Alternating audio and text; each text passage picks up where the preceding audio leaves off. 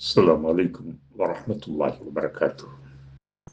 மண்ணில் பிறந்த நாள் முதலாய் மனிதர் தேடும் இறையவனை, எண்ணில் எழுத்தில் இட்டாமல் எங்கும் ஆளும் மெய்யவனை, விண்ணை விரித்த ஒருவனை, நம் விழிகள் தேடும் காவலனை, கண்ணில் எவரும் கண்டதில்லை, கண்டவர் எவரும் உள்ளதில்லை. இறைவா, உனக்கே புகழெல்லாம். உன்னுடைய அருட்திரு தூதர் அண்ணல் முஹம்மது ஸல்லல்லாஹு அலைஹி வஸல்லம் அவர்கள் மீதும், அவருடைய வாழ்க்கையை பின்பற்றி வாழ்கின்ற நன்மக்கள் மீதும், எம்மவன் மீதும் உன்னுடைய அருளை அள்ளி புரிவாயாக. அன்பு மிகுந்தோரே, இஸ்லாத்தின் 5ஆம் கடமையாம் புனித ஹஜ்ஜுடைய சிறப்புகளை நாம் பேசப் போகிறோம். ஆம், குர்ஆன் சொல்லும், வஅதிம்முல் ஹஜ்ஜ வல் உம்ரத லில்லாஹ். ஹஜ்ஜையும் உம்ராவையும் அல்லாஹ்வுக்காகவே நீங்கள் நிறைவாக்குங்கள். ஆம், அந்த அடிப்படையிலே உம்ரா பற்றிய தெளிவான விளக்கத்தை எளிமையான முறையில் நாம் இங்கே பதிவு செய்கின்றோம். இனிய பெருமக்களே, உங்களுடைய உள்ளத்தில் அதை நிறுத்தி அல்லாஹ் உங்களுக்கு தரவிருக்கின்ற அந்த பாக்கியங்களை அங்கு செல்கின்ற போது நீங்கள் செயல்படுத்துங்கள், நியத் வையுங்கள். நிச்சயமாக அது மிக உறுதியாக இருக்கின்ற போது, அதில் ஈமானும் கலந்திருக்கின்ற போது நிச்சயமாக நிறைவேறும். இன்னமல் அஅமாலு பின்னிய்யா. நிச்சயமாக போல்தான் வாழ்க்கை செயல்பாடுகள். அந்த வகையிலே உம்ரா பற்றிய ஒரு தெளிவான விளக்கத்தை நாம் அறிந்து கொள்ளலாம். உம்ரா ஒரு கட்டாய கடமை அல்ல, அது சுன்னத்து என்னும் நபி வழியாகும். பாவங்களை அகற்றி அருமையான ஆன்மீக அமைதியை மனதிற்குள் உருவாக்கும் இனிய நெறிமுறையாகும். சிறிய ஹஜ்ஜி என்றும் உரைப்பர். அண்ணலே, அல்லாஹ்வின் திருத்தூதே, உம்ரா செய்தல் ஒரு கட்டாய கடமையா என தோழர் ஜாபிர் ரலியல்லாஹு அன்ஹு அவர்கள் வினவிய போது, இல்லை, அது கட்டாய கடமை இல்லை. ஆனால் வசதியும் வாய்ப்பும் உள்ளோர் தூய உணர்வுடன் அதை ஆர்வத்துடன் செய்வது சிறந்ததும் நன்மை பயப்பதும் ஆகும் என விளக்கம் தந்தார்கள் அண்ணல் முஹம்மது ஸல்லல்லாஹு அலைஹி வஸல்லம் அவர்கள். தங்கம், வெள்ளி, இரும்பு போன்ற உலோகத்தின் அழுக்கு, துருவை, கசடை, கொல்லனின் நெருப்பு உலை நீக்குவது போல ஹஜ் உம்ரா செய்வது வறுமையையும் பாவங்களையும் போக்கிவிடும் என்றார்கள் இறை தூதர். இது நசீ போன்ற நபிமொழி தொகுப்பில் இந்த செய்தி இடம்பெற்றிருக்கிறார். அல்லாஹ்வின் பேரருளால் மிகச்சிறந்த சமுதாயமாம் நம்முடைய சமுதாயத்தில் கடந்த 10 ஆண்டுகளாக ஆர்வம், உற்சாகத்துடன் உம்ரா செய்யும் ஆண்களும் பெண்களும் பெருகி இருக்கிறார். ஹஜ்ஜி செல்லுதலும் அப்படித்தான் பக்தி பரவசத்துடன் புனித பயணத்தை மேற்கொண்டு வருகின்றனர். ஆனால் 20-30 ஆண்டுகளுக்கு முன்பெல்லாம் இத்தகைய ஆர்வத்தை, உற்சாகத்தை நம் சமூகத்திலே காண முடியாதிருந்தது. அப்போதெல்லாம் எங்கோ நகரங்களில் வயதான முதுமை அடைந்திருந்த எவரேனும் ஒரு சிலர் இப்பயணத்தை மேற்கொள்வர்.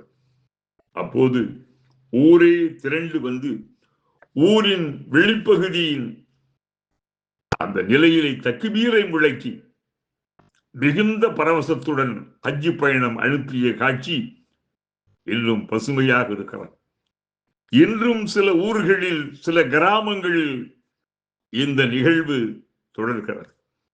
அக்காலத்திலெல்லாம் ஹஜ்ஜுக்கு செல்லுதல் அபூர்வமாக, அரிதாகவே காணப்பட்டது.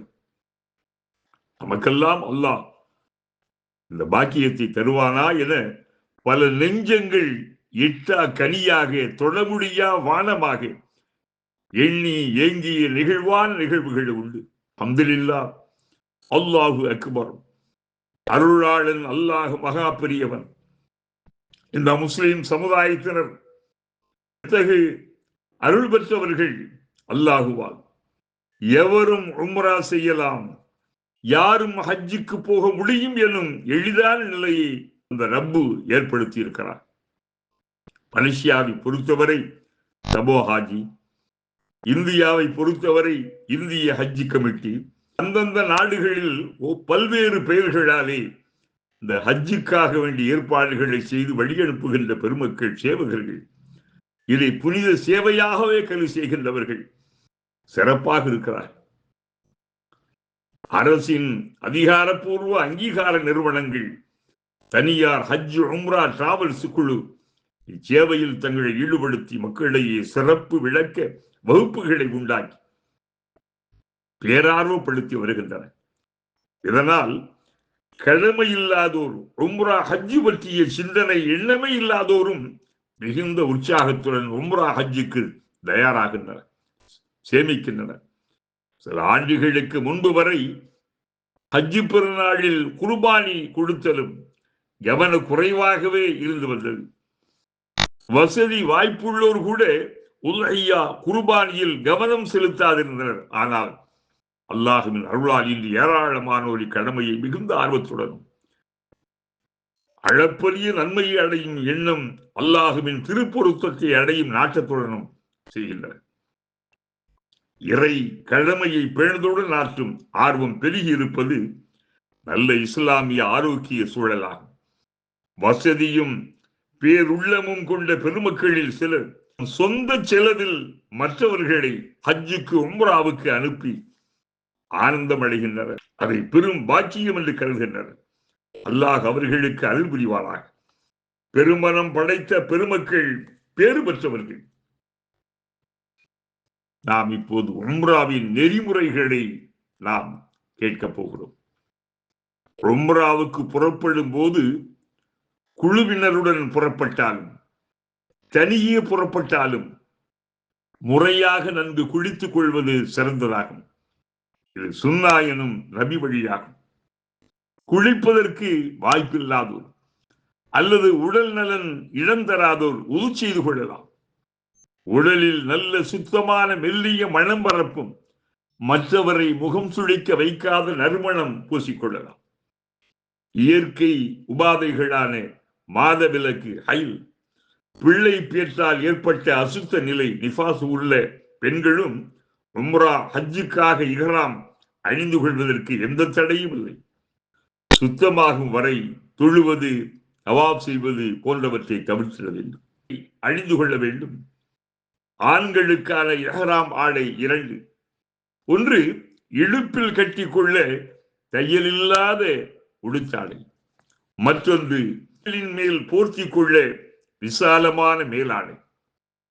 இவை வெண்ணிறமாய் இருத்தல் பொருத்தமானதும் சிறப்பானதும் ஆகும். பெண்களின் இஹ்ராம் எந்த வண்ணத்திலும் இருக்கலாம். அவர்கள் வழக்கமாக தங்களை முழுவதுமாக மறைக்கும் ஆடையாகவும் இருக்கலாம். ஆனால் அது கவர்ச்சியாக பார்ப்போரை பரவசப்படுத்துமாறு இருந்திடக்கூடாது. இஹ்ராம் அணிந்திருக்கும் போது பெண்கள் தங்களின் முகத்தை மூடக்கூடாது. தைக்கப்பட்ட ஆடைகளை பெண்கள் அணியலாம், ஆனால் ஆண்கள் அணியக்கூடாது. ஆண்கள் தலையை, முகத்தை மூடக்கூடாது. பின்னர் 2 ரக்காத்து சுன்னத்து தொழுது கொள்ள வேண்டும். அந்நேரம் கடமையான ஐவேளையின் ஏதாவது தொழுகையாக இருந்தால் அதை தொழுது கொள்ளலாம். பின்னர் லப்பைக உம்ரத்தன், இறைவா உம்ரா செய்வதற்காக தயாராக வந்துவிட்டேன் என்று கூறி, அல்லாஹும்ம இன்னி உரீதுல் உம்ரத ஃபயஸ்ஸில்ஹா லீ வதகப்பல்ஹா மின்னி, இறைவா வல்லமை மிகுந்த அல்லாஹுவே, உனது அடியானாகிய நான் உனக்காக உம்ரா என்னும் அமலை உறுதியுடன் செய்வதற்காக நாடிவிட்டேன். அதனால் எல்லா நிலையிலும் இதனை நிறைவாக செய்வதற்கு உதவி செய்து எனக்கு எளிதாக்கி வைத்து என்னிலிருந்து இதனை ஏற்றுக்கொள்வாயாக என்று உள்ளத்தில் உறுதி கொண்டு நியத்து வைத்துக் கொள்ள வேண்டும். பின்னர் தல்பியாவை ஆண்கள் ஓரளவு சப்தமாகவும் பெண்கள் மெதுவாகவும் விளைத்திட வேண்டும். இஹ்ராம் அணிந்த எவரும் ஒரு முறையாவது அந்த தல்பியாவை முழங்குதல் கட்டாய கடமையாகும். எஹராம் ஆடை அணிவதால் மட்டும் எஹராமின் சட்டங்கள் அவர்களை சார்ந்து விடாது. மீகாத் என்னும் எல்லையில் எப்போது நிய்யத்து செய்து தல்பியாவை முழங்குகின்றனரோ அப்போதுதான் எஹராமின் சட்டம் கட்டுப்பாடு அவர்களை சேர்கின்றது. அந்த தல்பியா இதுதான். லப்பைக் அல்லாஹும்ம லப்பைக் லப்பைக் லா ஷரீக லக லப்பைக் இன்னல் ஹம்த வன் நிஅமத லக் வல் முல்க் லா ஷரீக லக். அகிலங்களின் அதிபதியே, அடிபணிந்து வந்தேன். அனைத்து வல்லமையும் நிறைந்த அல்லாஹுவே, உனது அழைப்பை ஏற்று பணிவுடன் வந்தேன். இறைவா, ஏகனே இதோ வந்து விட்டேன். உலகோரின் உண்மையான உரை இறைவனாக இருக்க ஒப்பற்ற மெய்யான பரம்பொருளே, உனக்கு இணையாக துணையாக நிகராக யாரும் எதுவும் எங்கும் இல்லை. உண்மையான ஒரே இறைவன் நீ மட்டும்தான். ரப்பே, இதோ உன்னிடம் வந்து விட்டேன். உனக்கு அடிபணிகின்றேன். நிச்சயமாக எல்லா புகழும் பொலிவும் அருளும் பொருளும் அகிலங்களின் ஆட்சியும் அதிகாரமும் உனக்கே சொந்தம். உத்தமனே, உயர்ந்தோனே, சத்தியனே, நித்தியனே, உனக்கு எவரும் எதுவும் நிகராக இல்லை, இணையாக இல்லை. இதுதான் தல்பியாவின் விரிவான தெளிவான பொருள். மீண்டும் அதை சற்று கேட்போமே. லப்பைக் அல்லாஹும்ம லப்பைக் லப்பைக் லா ஷரீக லக லப்பைக் இன்னல் ஹம்த வன் நிஅமத லக் வல் முல்க் லா ஷரீக லக். இந்த தல்பியாவை தொடர்ந்து இதை மனனம் செய்து கொண்டு முழங்கிக் கொண்டிருங்கள். இதன் பொருளை விளங்கி நாவில் முழங்கும் போது உணர்வுபூர்வமான உயிரோட்டத்துடன் உம்ரா அமையும். இஸ்லாத்தின் அடிப்படை ஏகத்துவ சித்தாந்தம் எல்லாம் வல்லோன் அல்லாஹுவின் இறைமை, ஆளுமை, அதிகாரம் அனைத்தும் இந்த சொற்றொடரில் ஒளிர்கிறது. இடையிடையே ஏதேனும் திக்ரு, அஸ்தக்ஃபிருல்லாஹ் போன்ற இஸ்திக்ஃபார் கூறிக்கொள்ளலாம். எதுவாயினும் இஹ்லாசுடன் ஓர்மையான எண்ணத்துடன் இருக்க வேண்டும். ஆம், நாம் வாழும் இந்நாளில் உம்ரா, ஹஜ் பயணம் எளிதான சொகுசான விமான பயணங்களாக பெரும்பாலான நாட்டு மக்களுக்கு இருப்பதால் இல்லத்தில் இருந்தோ அல்லது தபோஹாஜி, உம்ரா, ஹஜ் கமிட்டி மையங்களில் இருந்தோ எஹராம் அணிந்து செல்வது இயல்பாகி போனது. அந்தந்த நாட்டவருக்குரிய மீகாத் எஹ்ராம் தொடங்கும் இடம் வரும்போது செய்யப்படும் அறிவிப்பின் போது நியத்து வைத்துக் கொண்டு தல்பியா சொல்லிக் கொண்டு பயணப்பட வேண்டும். மகிமைக்குரிய மக்கா நகரின் புனித பள்ளி வளாகம் ஹரம் எல்லையில் கால் பதித்து அருள் பொழியும் மஸ்ஜிதுல் ஹரமின் எந்த வாசல்கள் வழியாகவும் நுழையலாம். கிடைத்தால் பனு ஷைபா பாபு சலாம் வாயிலில் கால் பதித்து நுழையலாம். அப்போது பிஸ்மில்லா வஸ்ஸலாத்து வஸ்ஸலாமு அலா ரசூலில்லா அஊது பில்லாஹில் அலீம் வபிவஜ்ஹிஹில் கரீம் வபிசுல்தானிஹில் கதீம் மினஷ் ஷைத்தானிர் ரஜீம் அல்லாஹும்ம ஃப்தஹ் லி அப்வாப ரஹ்மத்திக என்று ஓதலாம். அல்லது அல்லாஹும்ம ஃப்தஹ் லி அப்வாப ரஹ்மத்திக என்று மட்டும் நாம் சொல்லலாம். அல்லாஹுவே, உனது தூய அருள் வாசல்களை எனக்காக திறப்பாயாக என்று மட்டும் ஓதினாலும் போதும். இது ஒவ்வொரு பள்ளி வாசலில் நுழையும் போது ஓத வேண்டிய பொதுவான துஆதான். ஹரமின் எந்த வாசல் வழியாகவும் நுழையலாம். இனிய பண்பாளர்களே, இன்னும் இருக்கின்றது, நாம் எண்ணி பார்ப்போம். இப்போது உங்கள் முன்னாலே சொல்லப்பட்டதை உள்ளத்திலே நிறுத்தி செயல்பாட்டில் கொண்டு வாருங்கள். அல்லாஹ் நம் அனைவருக்கும் அருள் புரிவானாக. அஸ்ஸலாமு அலைக்கும் வரஹ்மத்துல்லாஹி வபரகாத்துஹு.